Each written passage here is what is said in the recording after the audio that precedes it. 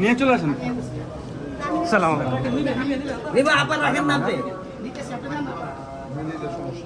সালাম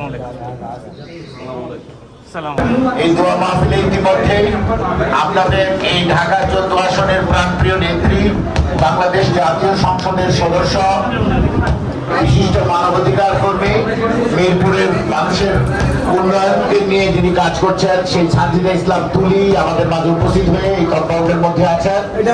আমাদের মধ্যে বাংলাদেশ জাতীয়তাবাদী যুব দলের সাবেক ঢাকা মহানগর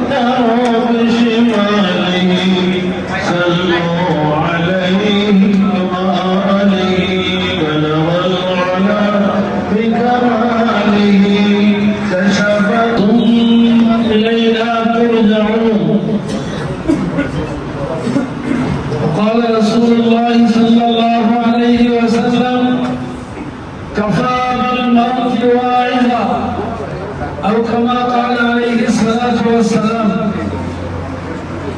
وإن لم تغفر لنا وترحمنا لنكونن من الخاسرين ربنا أتمم لنا نورنا واغفر لنا إنك على كل شيء قدير واعف عنا واغفر.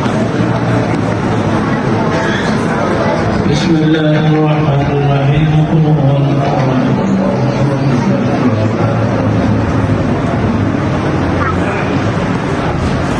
إن الله وملائكته يصلون على النبي يا أيها الذين آمنوا صلوا عليه وسلموا تسليما.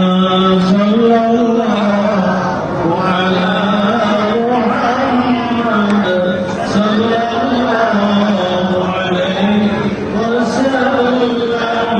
صلى الله على محمد صلى الله عليه وسلم. محمد وعلى أشهد يا الله أسأل دنيا جسنا قبر وشفنا جسنا يا الله يا الله قبر جسنا الملك مليئين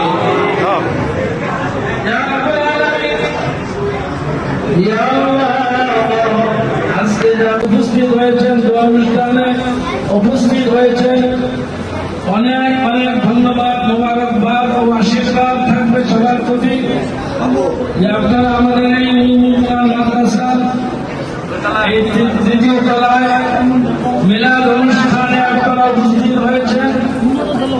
আমরা মুসলিম মাদ্রাসার পক্ষ থেকে আপনাদেরকে